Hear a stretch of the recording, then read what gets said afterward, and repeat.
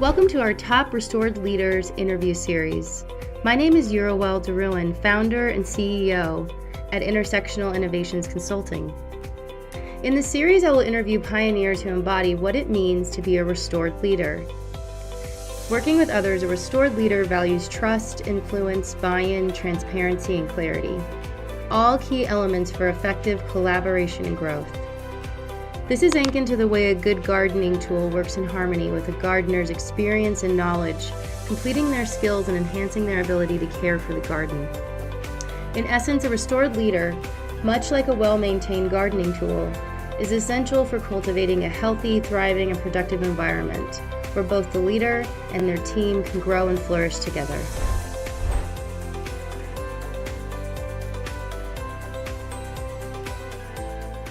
And tell us how you have used actions within your team or the people you work with or the people you're educating to build trust and erode any issues around transparency. Yeah, absolutely. And so with this example, I'd like to kind of break it into two different areas, right? And so, like you said, I'm at my law firm, we're huge. We have 600 attorneys. On my team, we have about a dozen. And so, and with me being in practice for about 6 to 7 years now, there are attorneys below me. And that requires certain mentorship, and I have to step up and be a leader in some way, shape, or form. But imposing yourself as a leader is not generally how I've seen the most beneficial way of doing that. And so how I connect with somebody who might need some type of mentorship, guidance, or leadership is I try to break down certain barriers and make myself feel a little bit more human. Because with this lawyer profession, I mean, we are taught, trained, and conditioned to just exemplify professionalism and just intensity. So you can get wrapped up in that really quick. But with that said, if you're feeling that way, this intensity, your mentorship might even reflect that. It might be intense. It might be abrasive. It might not be received well. So what I try to do is dehumanize everything or humanize everything, which is being vulnerable. So say I have an associate and I say that they need help with something. I might have a small conversation with them, just generally, and talk about something I'm personally working on, that I have areas that I need work, whether it could be professional, it could be personal, whatever it is. I could be like, yeah, I'm struggling with case analysis, or I'm struggling with this aspect of my physical fitness, just something random, and teaching them that I'm being cognitively aware of something that I need help on. But then I provide, well, this is what I'm doing to kind of fill that. Oh, I'm slow on my mile time.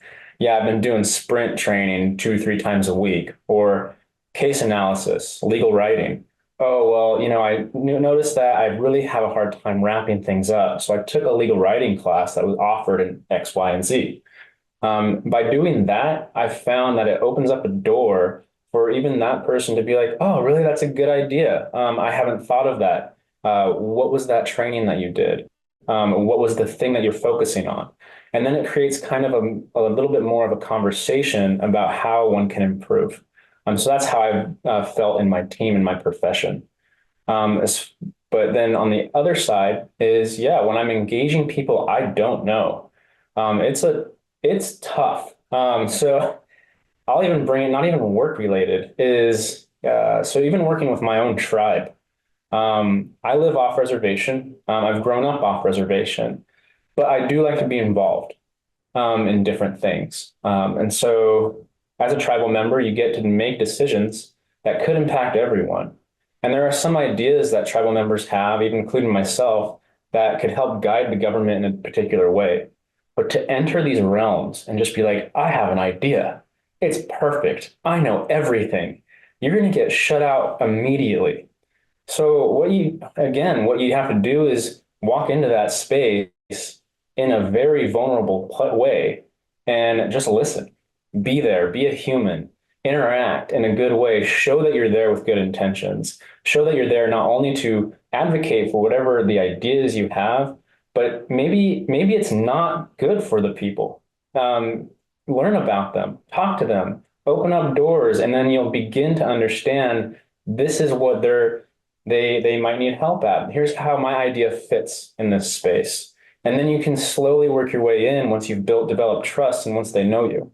That can be placed from my own tribe to even another tribe across the country. Just stepping in and letting them know I understand, I'm trying to learn. But here's the problem. This is how my idea of a fix. Maybe it works, maybe it doesn't. But what it does, the entire idea is that the two parties interacting with each other, the two groups, however they may be, both have to learn from each other in order to progress in some type of way.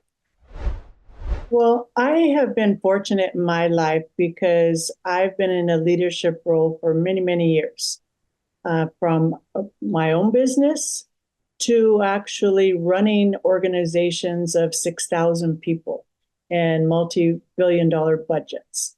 So for me, the number one most important thing is honesty. Honesty and being authentic. Because when you're honest with people and you're authentic, they can feel that. And so it's really about the leader to set the tone. Of course, it's about collaboration among the team, but it really is up to the leader. And what I like to tell people is everybody's a leader because there's 60,000 books written on leadership. But if you really break down leadership to its simplest terms, leadership is the ability to influence others. And we all have the ability to influence others.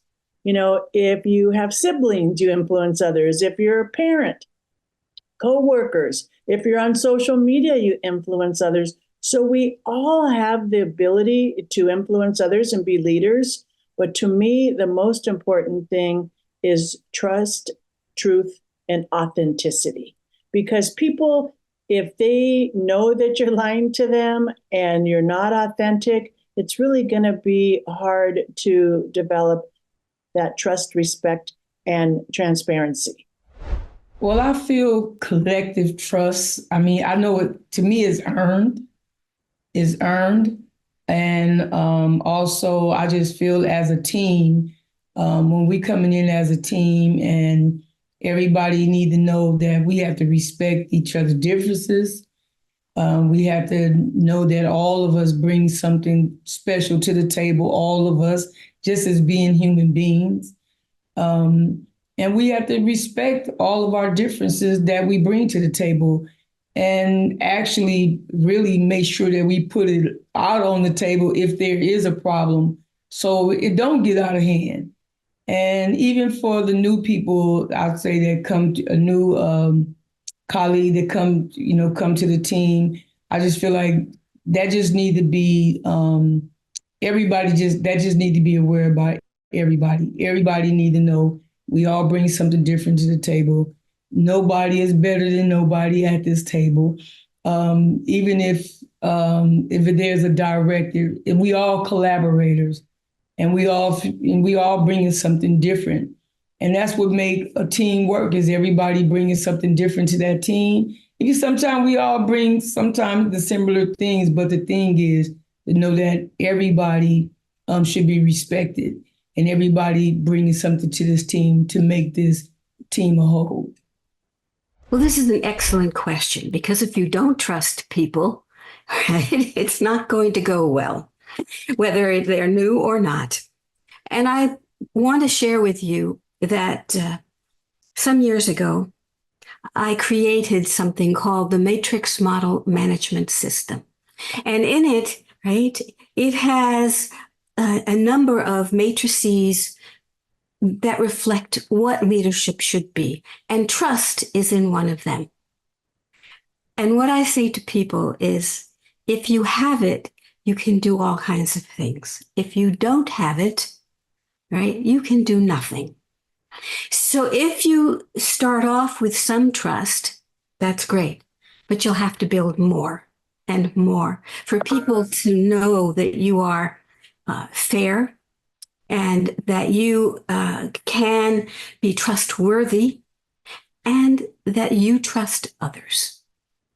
So people are able to connect with you on various different levels, whether it's expertise and knowledge or it is people skills. That trust is something that you might start with, but you got to build. I think that for a very long time, we've tried to be trust earned people out there in the world, but I don't think that works. I think trust granted has to be the way to go, right? We have to assume, just like we assume innocence, right? We have to assume ability. We have to assume competence. We have to assume, right? You've hired this person, presumably because you think they are a competent person to do this job, right? And so if you really believe in your hiring ability, you should, right, be granting this. And it's really their trust to break, right? It's their trust to kind of get rid of. And that's, I think, the way that folks should be coming at it, right? If I'm doing my job well, I should be plucking the people that are doing their jobs well, and I should trust in my ability. So what does it really say when someone doesn't trust their employees like that? Well, they don't really trust themselves, is what they're saying. Right? They don't trust their abilities. So for sure, I am a trust granted approach person. It is something that is given just like our value on this planet, right? And so you should have it until it is no longer deemed something you have. Question number 2, talking about having a restorative mindset as a leader and in the work that you do. So if you could tell us what measures you've taken to cultivate growth mindset in your teams or with, clients and people that you work with. And just kind of emphasize how continual learning and approaches that are proactive help to resolve conflict or issues that could arise in the future. Yeah, I guess so. I'll take it even personally. So rather than being a leader and trying to teach someone how to do it right, I mean, or even giving examples of spaces that I need to work on. Mm-hmm. The axiom of that thought is being cognitively aware that I don't know everything, and accepting that fact. And as an attorney, that's sometimes hard because we're designed to be correct. And so it's just fine. It's being aware of different spaces. So I have leadership above me. I have bosses who have bosses who have bosses.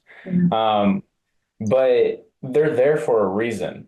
It could be a systemic reason. It could be like some nepotism thing, who knows? But generally, my practice and my life that I've recognized is people have earned those positions. And I do know that my current boss has earned that position. And so with that, whenever I'm around him or her, right, I observe. I see how they interact with my clients, how they interact with me, how they interact with prospective clients. Because they have other ways of doing things. We each have skills and talents that are unique to us, and we have to find those and exercise them, because generally that's our good qualities. So, for example, my current manager listens really well, and he's patient. It's wonderful. And when I see him, I have a few of my own clients, and I am a very direct person, especially if time's money as an attorney. And so when I call my client, I'm just like, hey, I got this. What do you think? Real quick, right? But then my boss was on the phone and he heard my client's answer, and his response was interesting because he found a space that I left out. And he didn't just jump to what he was wanting to talk about. What he did is he repeated what my client said to show that he was listening. And that space created comfort for even myself, because I'm like, my boss doesn't know my client, and I'm introducing him. My client doesn't know my boss, and this is first interaction. And it's for him to sit there, listen, be calm, and step in, repeat, comfort the client that they understand all of these aspects that I might even be overlooking. And then to provide some type of guidance, like we had mentioned, creates this kind of vulnerability, this space of, don't worry, I'm listening to you. But with that, here's where I think that we should head. And this is why. And even when I heard that, I had a follow-up call with him. I said, that was amazing. I said, I really need to incorporate that into how I interact, not only with my clients, but maybe even my own personal relationships with my daughter, with my wife, with friends. Rather than just being like, this, we need this, it's, oh, okay, that's where you're at. Well, how about we do this because this is our ultimate goal, isn't it? That's a whole different way. And again, it's that growth mindset of being vulnerable, but also taking ideas from other people on how to improve on our own areas that we need a little bit of massaging. Well, first of all, let me say that the workplace is a dynamic place, right? It's not like you get a team together and everything stays the same. So for me, what I work with our teams or other people that are leading teams is really the concept of change. Change is inevitable. Change is going to happen. So it's being comfortable with change, because most people, by human nature, people don't like change. Just tell me what the rules and I'll follow the rules and that's it. But guess what? Not that you want to change rules, but life is dynamic. And we've seen this, especially post-pandemic, and even how we work. Like prior to the pandemic, most people got up and went into their jobs. Now what's happening is there's a lot of people working remotely, and then there's a certain number of people working hybrid, and some people going into the office, and it's not as many as before. So you have changing dynamics. I was actually talking to a client the other day, and he was saying that with his team, they're literally all over the world. They hired during the pandemic, they hired people that had the best skill set, and they were all over the place.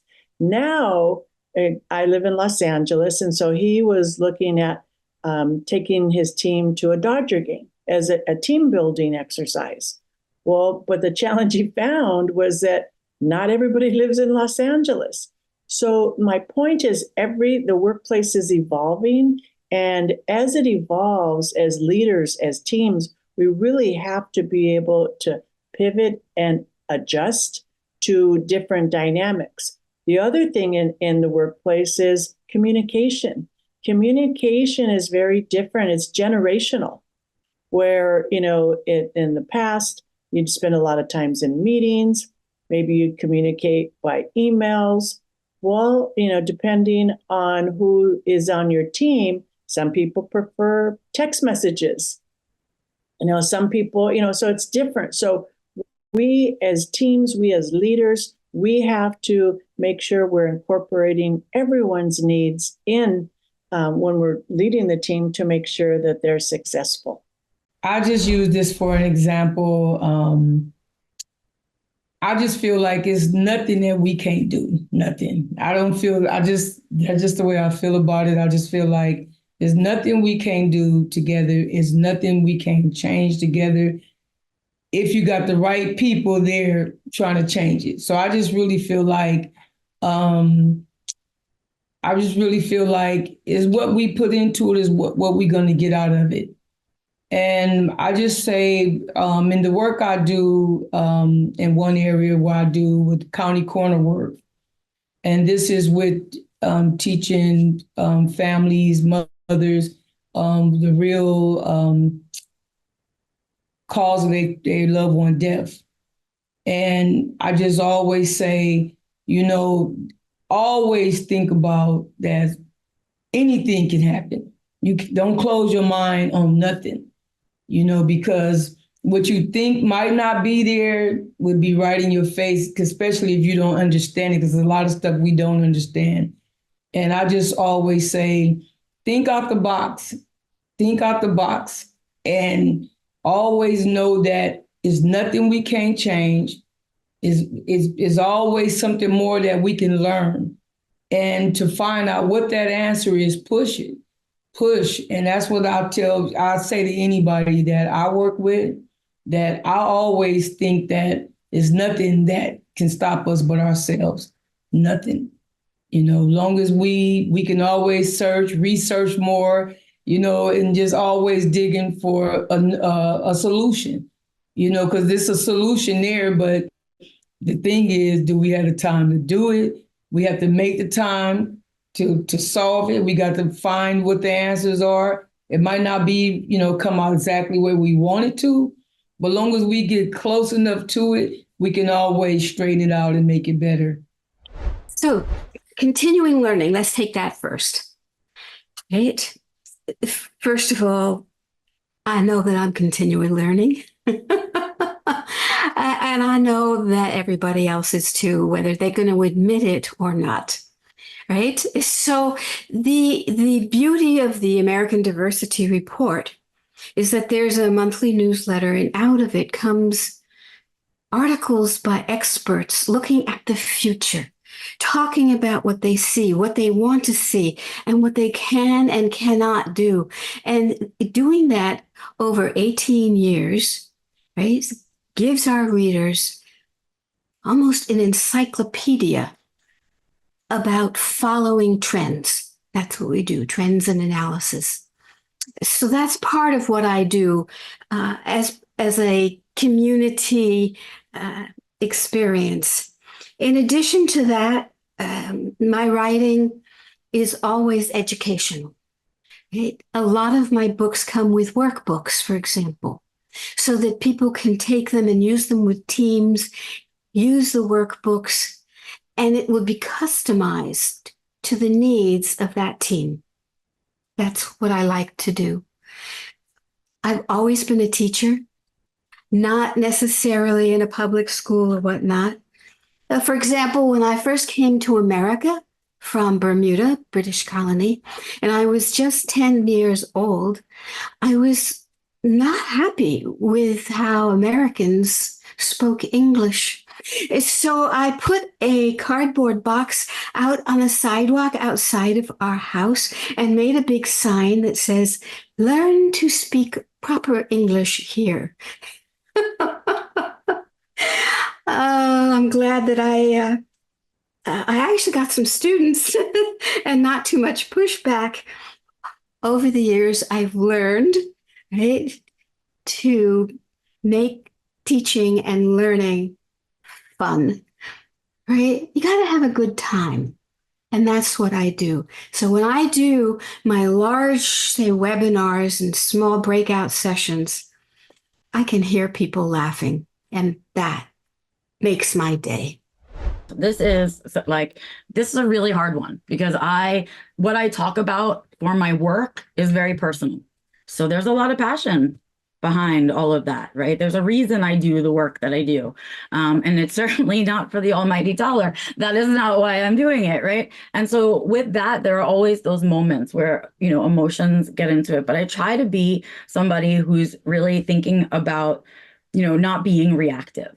Because I think that's where we unlearn when we're reactive. When we let our emotions get in there, we stop learning. Everyone stops listening. It's not a conversation anymore. It's just a yelling match, right? Or online, it's just a comment war, right? Or whatever it is. And it's just, I think people don't learn in that environment. And so it doesn't suit my bigger purpose of teaching as many people as I can, engaging as many people as I can to get into those battles to me. And so what I say to people is, if you need to step away rather than reply, step away.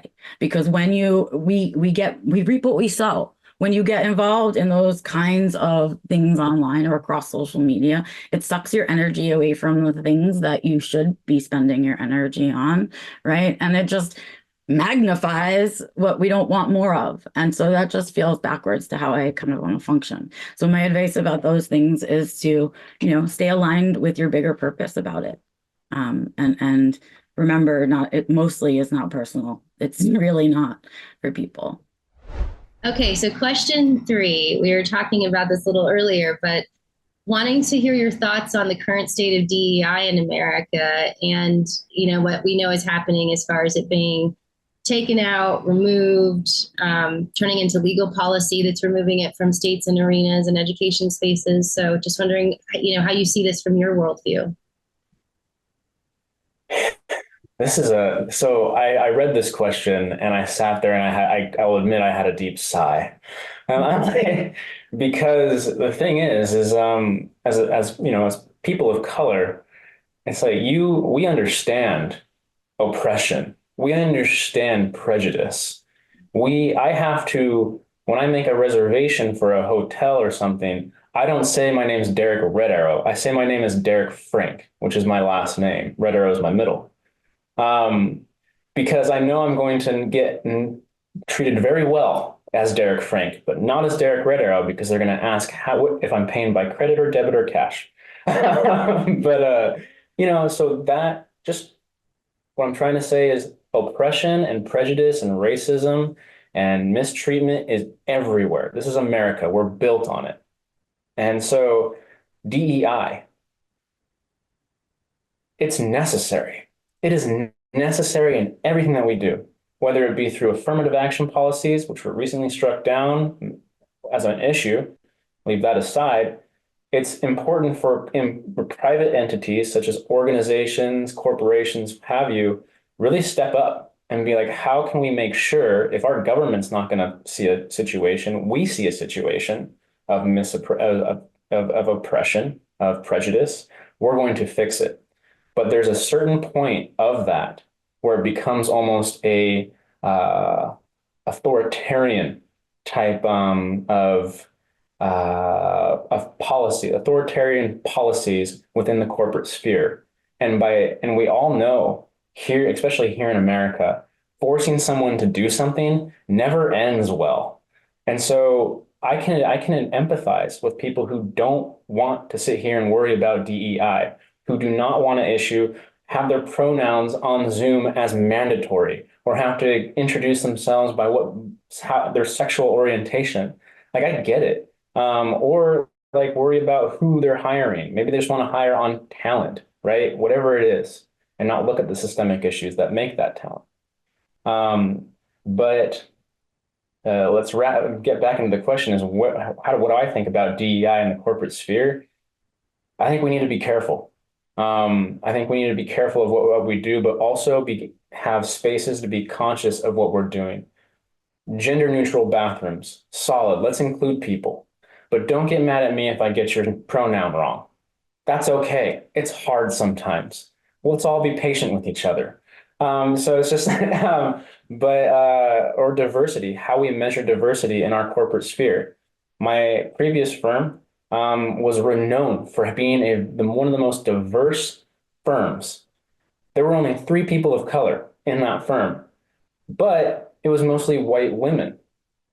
That is a piece of diversity. So rather than looking at diversity as a qualification that we're meeting, let's truly look at it from the 360-degree angle and see who we're actually bringing into our positions, who has the voice in these positions, and how this hierarchy actually is established. And I do think that rather than implementation on the employee themselves of these DEI policies, maybe DEI should actually think about the structure of these corporations and organizations as a whole, and how they are historically, or how they begin to structure themselves. So I think in the short way of answering that is DEI is necessary, but sit back and look at the macro pieces of it rather than the micro, because I do think that once you have macro policies in place and are very coherent about what's happening in your workspace in regards to diversity, that will trickle down and begin to create an atmosphere where people begin to understand and even just feel that this is a very inclusive space for people. Well, I think the people that are not supportive of DEI are operating from a place of fear. And so recently I was on a NBC National News program talking about racial healing. And what I found very interesting is the host of the show asked me, she goes, well, I am a white woman of privilege, and because I'm Native American and Latina, she goes, I'm a white woman of privilege, and my ancestors came over on not the Mayflower, but the Plymouth or something, and I feel guilty. What should I do? And so I thought, okay, we're talking about racial healing, and you want me to talk to you about your guilt? Right. For me, I said, especially with the Native community, we have not even started our healing because nobody's acknowledged what happened. When we hear the word genocide, we think of other countries. Of course, we think of Germany. We think a lot of examples. But what we don't live up to or own is that the Native American population went through genocide in the United States. And so I think a lot of people, when you speak about DEI, their own guilt, their own fear, their own issues come up instead of saying, how do we heal everyone? And how do we start the conversation? And in our history books, we should be teaching about what happened to the Native Americans and the fact that, we're still here.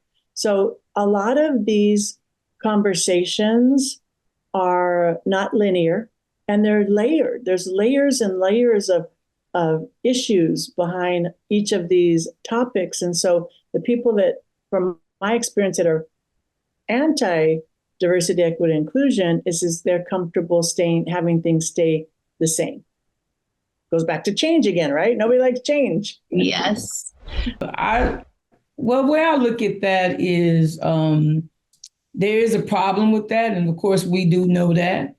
I just say the diversity, we got we got folks coming from everywhere and really looking for, I just feel like they're where they belong, they place, where they fit in at. And I think people are tired of that, of fitting in and understand like it's big enough for all of us. I think these spaces are big enough for all of us.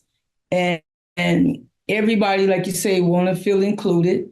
But I just feel like it's a big enough space for all of us. And if we really I just feel like if everybody really understand that we all have to leave this place, we all have to die one day. One day, all of us soon will pass. So if we just was willing to just share these spaces, share what's in the corporate, not being, of course, the 1%ers, people make, I just feel like if, especially, I just say the power that be that can make these changes, I just feel like if everybody just know, hey, y'all, we have to leave this earth one day. We all have to leave here. So if we made this a better place to all of us, I ain't gonna say everybody being rich or everybody having, making good money. But I just feel like if we just made it fair for every one of us, all of us, like I say, we have to leave here one day. So why not make it to where all of us, everybody can at least live with their head above water, And I just feel like if we just understood that a little bit more, I think that these doors will truly open up, and then a lot of folks won't shut the door on each other and really understand, like, we all just trying to survive. And that's what I feel like we really all trying to do. Everybody trying to make it and everybody trying to survive in one way or another. Yes, indeed. It is very much changing. The DEI world, right, has always been a changing world. When I first started out, it was called multiculturalism. Then it went to diversity. Then it went diversity and inclusion. Then it went diversity, equity, and inclusion. Then it went from diversity, equity, inclusion, belonging. And there's a reason for it, right? It never quite worked, right? So here we are where that situation is magnified. And a lot of my colleagues wonder just what we should do, whether it's in the corporate world, in the universities, in the communities, in government, right? We are in a huge transitional period. And some of my colleagues say, well, they'll just use different language. We've done that for years. And it's still an iffy thing. I've chosen not to go that route.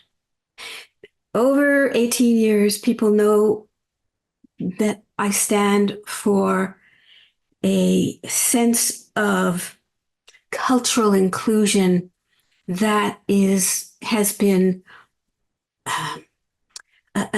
become almost iconic, in part because I don't defame anybody.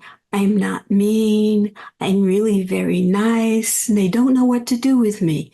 And so I would recommend, right, that we all step back and breathe together, both the pro and the con, and see what we're going to come up with. Because this is a very changing world. And if we continue, right, to be as angry and divisive as we seem to be, nothing good is going to come of it. So that's why I'm me. There are so many things that I could say about this that I really, I don't even want to begin. There's first, the most important thing I want to say is that I hear a lot talk about is that DEI is not going anywhere. Okay. There's a lot of alarmist things out there. What I will tell you is more likely than that is that DEI is going to change its name. More likely than that, what we'll see is the letters DEI or JEDI or whatever letters you're using around diversity. We've now tainted what that means. It's become so mainstream that it's part of people's titles in large corporations, right? And so it no longer has the value that it used to have, right? And it doesn't mean the same thing. And so that's us evolving, though, right? That's what we've done as DEI people has worked. We've mainstreamed it. We've normalized it, right? And so this is our next step. It's time for us to level up. And what we will do is morph. What we're doing isn't going to change. It's just going to morph into something we'll call under another name for a while. But the work won't change. The work is still going to be there. And so that's what I want people to understand is that the term DEI might disappear, but the work around DEI won't go anywhere. All right, let's get to our next question. So, leadership superpowers. I'm going to name the three options you had. So, we asked you to pick one of these superpowers that you would appreciate having. And then when you pick that one, I can read the whole description out, but I didn't want to take you through that because I know you have it in front of you. Okay.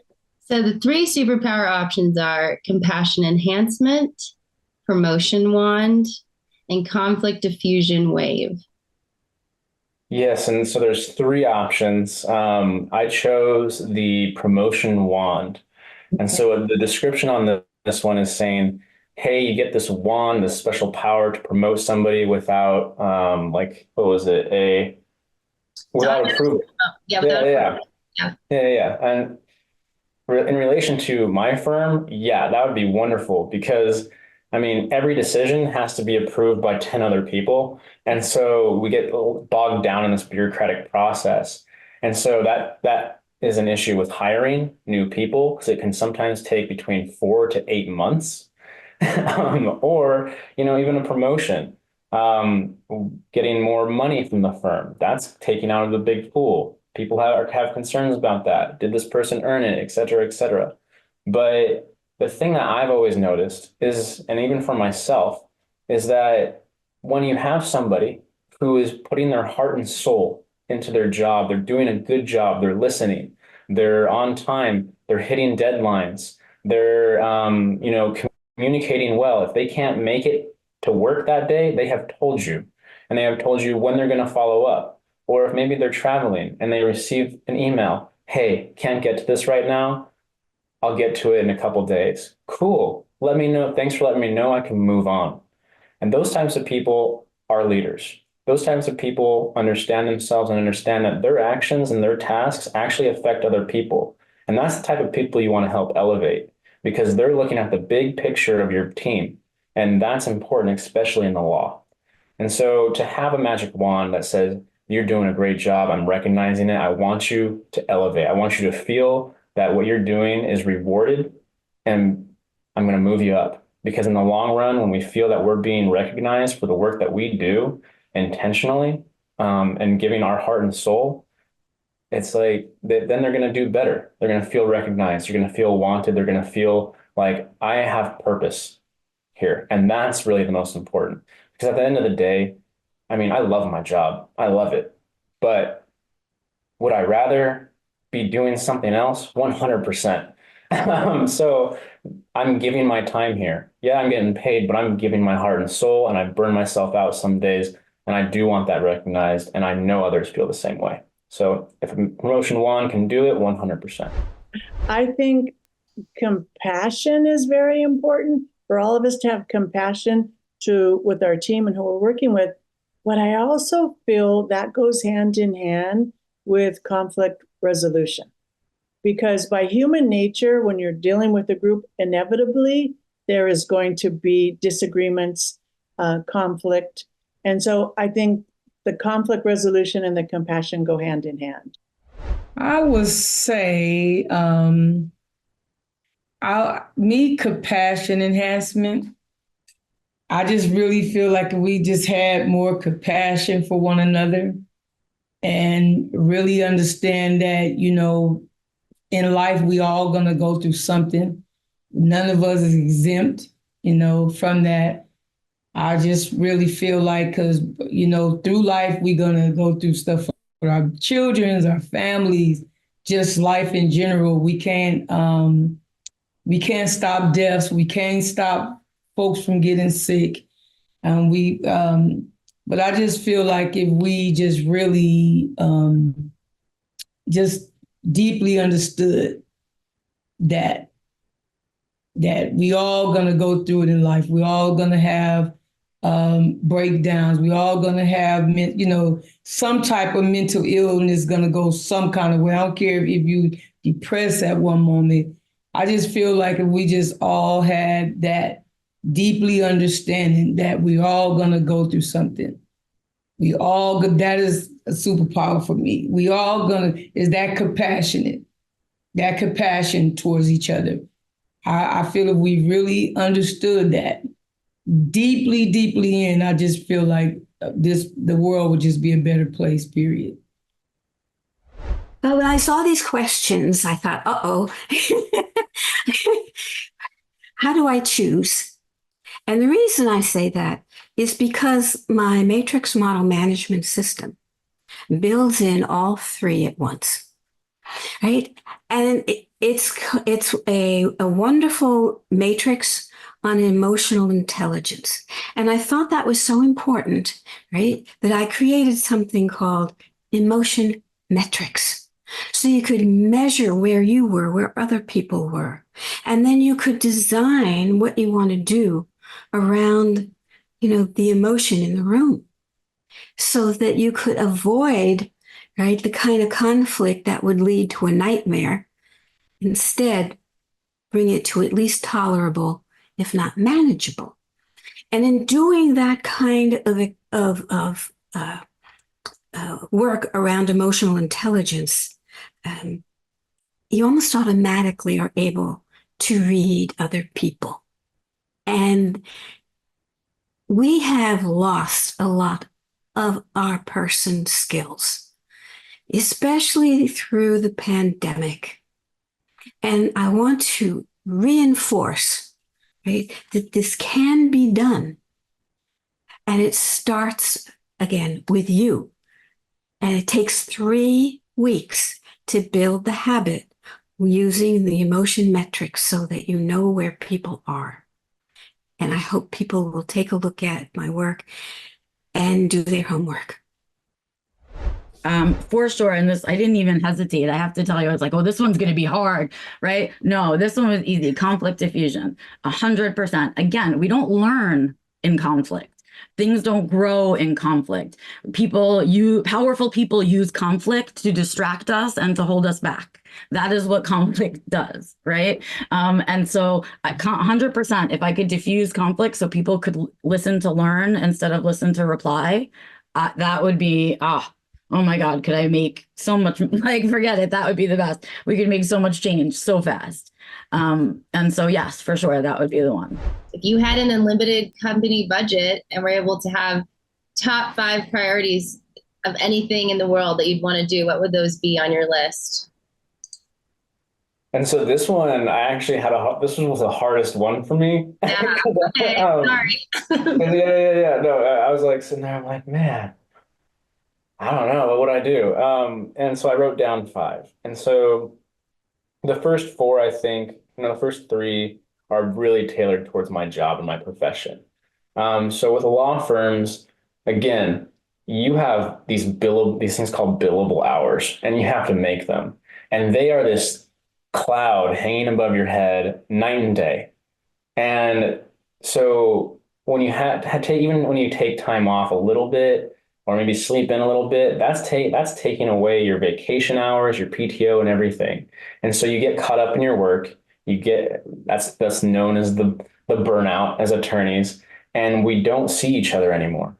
And so what I've really appreciated at other places I've worked at and other firms is retreats. And what I would do with my budget is I would say I'm going to have one mandatory retreat and three like optional retreats. One, the mandatory one would be work related, but the other three, no, like let's go somewhere as a team and go, like we don't have to be near each other, but hey, we'll be in the same space. Let's go on vacation. And you guys go do whatever you want to do. Maybe we'll hang out, but what that does is it takes you out of that workspace and begins to introduce each other in a human way. And really, what I've noticed most importantly is when we interact with each other, whoever we are, even if we have huge differences, when you interact individually with somebody, you begin to realize that there's not much difference than you and the other person generally. Obviously, there are people out there that are completely different. You don't want to be around them. Totally get that. But the majority of people you can get along with. And so with that human aspect, I think that would be really great for team building. Another one, support, like here at law firms generally, support, I would pay for support staff raises. I love my support staff. I have worked countless jobs as staff, and I know how people treat staff, especially in the legal field. I see it, I feel it, I hear it, and sometimes it's ugly.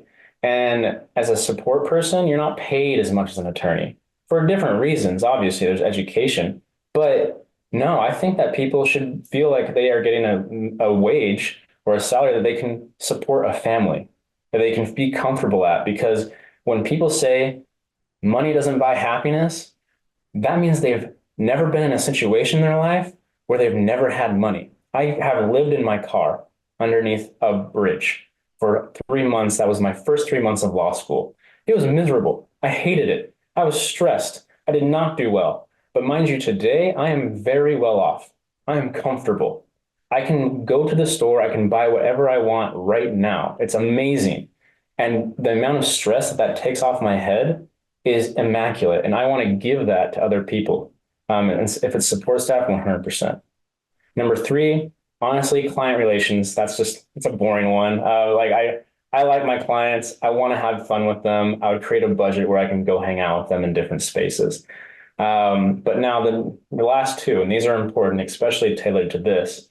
And so what I do and what I see as my responsibility, and this ties all the way back to our original conversation, is, I am an attorney. I do have a job and I do have responsibilities. My other responsibility is to also know that I'm in a position of strength. For people like me, when I was a kid, when I was younger, even in my younger adult years, I had no idea how to go to law school. I didn't even know an attorney in my life. I've never met one besides in criminal, like little things that happened to me in my life. Nothing big, but that was my interaction. So I was scared and I didn't know that I could become one. And so what I do now is I create spaces where I go talk to kids. I go meet people and try to mentor them. I talk to universities, figure out what students in undergrad are thinking of law school, and I'm going to teach them how to get there. And so with my budget, what I would do is I would figure out a pipeline program for disadvantaged youth who are, whether it's Indian, whether it's, Latinx, whatever it is, it's like these groups of people just don't have exposure to law school because systemically it's only favored the white male. And so, yeah, I would create a space. I would create a huge budget for law school pipeline programs and also training opportunities within the firm. And that honestly, that pipeline program, number five would be along the same vein, which is that mentorship. Again, creating a good bubble for mentorship and saying, hey, attorneys, you have a role. You're leaders. I know you're tired, but we got to get more people into the legal profession because there's a lot of people out there with good ideas, good intentions, but they don't know how and they don't have support. And so I would create a nice bubble and say, attorneys, all the hours that you spend mentoring, I'm going to give it to you as billable credit. And then we'll see a huge wave of diverse attorneys pop up because now you can spend 200 hours a year training young men and women on, or if they don't identify, people, to become attorneys and enter these spaces because it's really necessary to begin to shape society as a whole because that's what law is. So I believe, and this is where many, many companies miss the mark. I believe that your number one asset is your human capital. It's your people, because none of these businesses would be successful without the people. What I have seen is they don't always invest in their human capital. And what I mean by that is a lot of the large corporations, they do have training budgets for their employees. Well, guess what? When the budget gets tighter, what's the first thing that goes? The resources to advance their human capital. So I think people are the most important thing in any business and any company. So it's important to invest. And it goes back to, it's not one size fits all with that either, because you have different people at different levels in their career. So maybe somebody's starting out, maybe it's not even training, maybe it's mentorship that they need. As they get further along in their career, maybe they need additional certificates. And then once you get to the top, many companies now are seeing the value of executive coaches like myself that can come in and have a fresh perspective. So obviously, your human capital is the number one. The second to me is making sure that your employees have the resources, not just the training, but the resources to do their job. I think that's so important. And I've seen so many companies not make that investment. All they care about is the profit. But if you really look at long-term and strategic profit, it's really about the people are the ones that are going to get you there. The other area I would put money into is really customer service. Any thriving business, successful business has good customer service.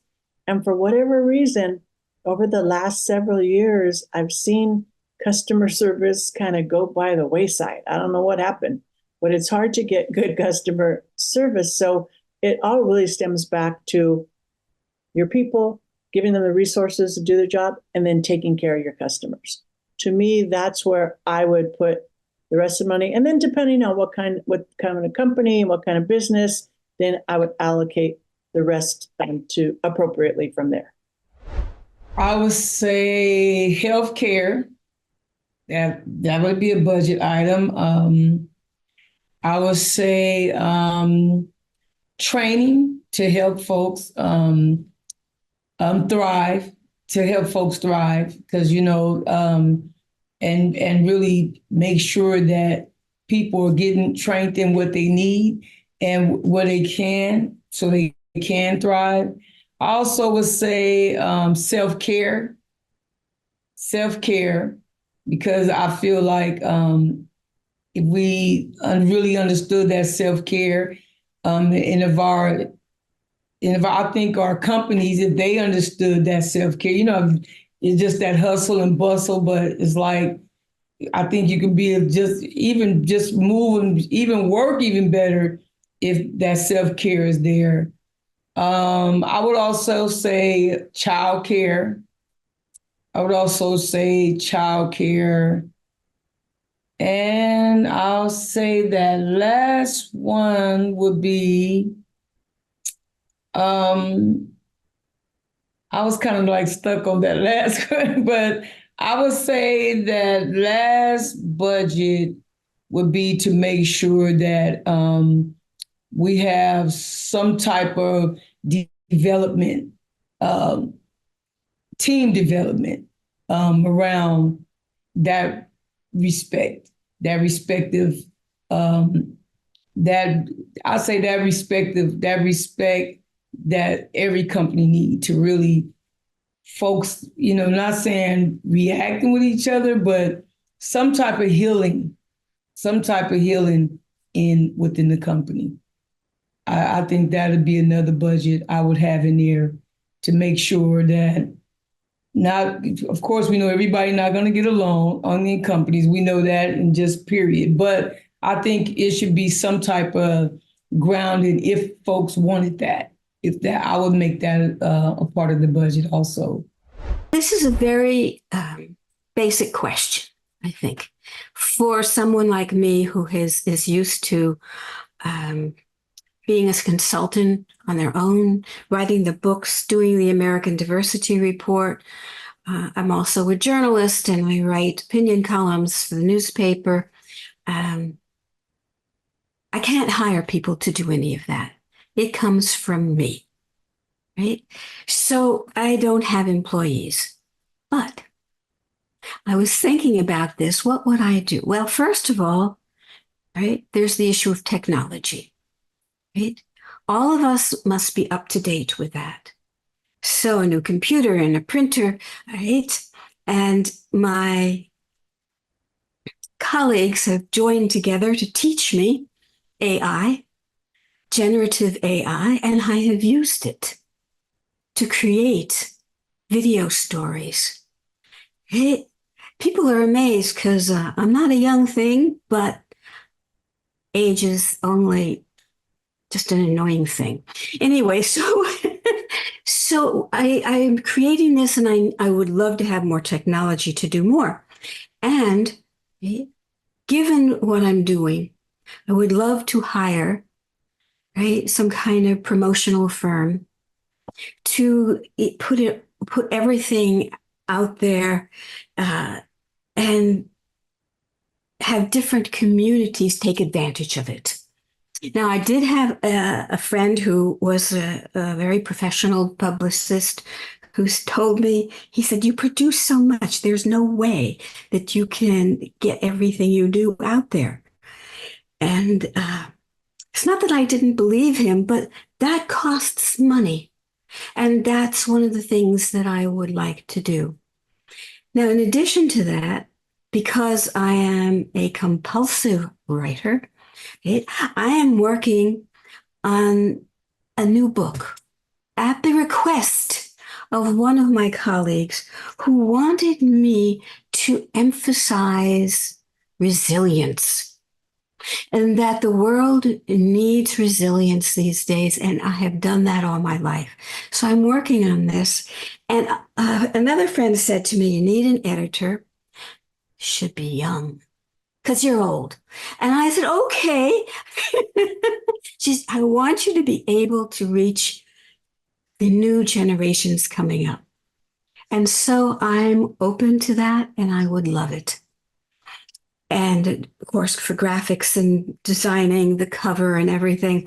And let's go intergenerational with our diversity, which we don't often talk about, but we need to do, because those of us of my generation have much to teach, and we need to reach the young. And if we don't, they're going to miss out terribly. And I don't want that to happen. This one was the hard one. So this was the secret hard one for me, because that's so alien to my poor little nonprofit brain, right? Like, just the idea, what do you mean, right? I don't know. And so it was really crazy for me to think about in terms of an unlimited budget. But I sat with it. I wrote a note. Everyone can know that I wrote myself a note of my 5 things. And this was like draft 4 of this note, because I really was like, wow, that's kind of hard. And so here's what I came up with. Number 1 would be payroll. I think no matter whether you're a for-profit business or a non-for-profit business, payroll is your number 1 expense. And how you decide to handle, manage, and deal with your payroll should be your number 1 thought when you are starting a business. Poof. So that was easy. That was my easy number 1 was payroll. Next up for me would be employee wellness. And that kind of goes with payroll, right? We don't take care of employees in that same way we assume when we build our employee packages that all our employees are the same, that everyone's going to have the same needs, that everyone, right? And we should all pull the same thing from our paychecks and blah, blah, blah, blah, right? All of this sameness when we all know that we're all very different and our needs are all very different. And so I would put money into employee wellness, which means like your insurance, your benefits, those kind of things, as well as stuff like accommodations and accessibility, ergonomics, right? Things like that you want to be thinking about. And all of the other types of like health assessments that we do, what's available, how are we supporting our employees, right? And that way, that would be my number 2. Number 3 would be up-to-date tech, right? I work in nonprofit. Nonprofit struggles to stay up to date because they don't like to invest in up-to-date tech, right? They don't see that as a primary cost, but it should be, right? Especially in the technology age, it has to be. It's ever changing, ever growing, right? And you need to give your employees the tools that they need to succeed. They cannot do their jobs, right, if they don't have the right tools. So up-to-date tech, 100% for accessibility purposes on the outside and for internal use as well. And then next up would be marketing. I don't think enough people think about marketing, but marketing is really hard today. We have a really loud world and there's a lot of stuff out there to choose from, right? And so to stand out as a brand or to stand out as an organization in that sea of like, right? It's a lot. And so that needs to be somebody's dedicated job and they need to be paid accordingly and supported accordingly. And so that would definitely be a big expense for me. And then last up for me was professional development and community building. So right now, that's not something that employers think is really important to put money into. But if you don't give your employees a pipeline to grow and evolve, they're going to go somewhere else to grow and evolve. And so you should be, upon hire, thinking about the leadership pipeline and where it's going to be coming from. And that comes from professional development.